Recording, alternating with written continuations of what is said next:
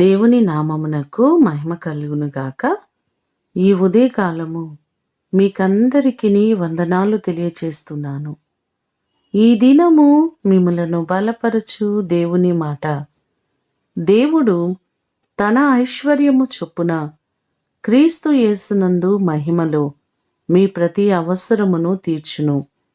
ఫిలిప్పీలకు రాసిన పత్రిక 4వ అధ్యాయము 19వ వచనం. మన దేవుడు ఎప్పటికప్పుడు మన అవసరతలను తీర్చేవారు. మనకున్న ప్రతి కొదువలను తీర్చి మనలను సమృద్ధితో ఆశీర్వదించేవారు.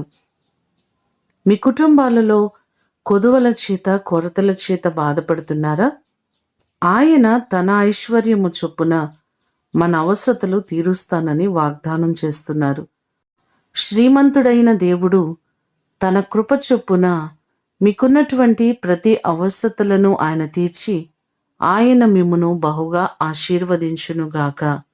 ప్రార్థన చేసుకుందాం.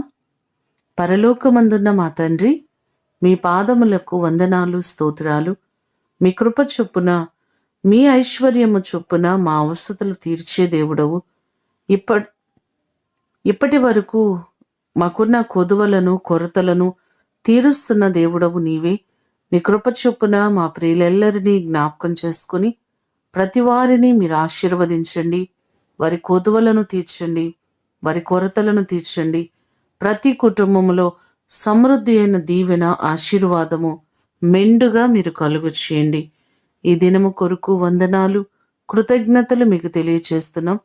వారి చేతుల కష్టార్జితమును దీవించి ప్రతి వారిని మీరు ఆశీర్వదించమని యేసు నామమున అడిగి వేడుకొని పొందియున్నాము తండ్రి.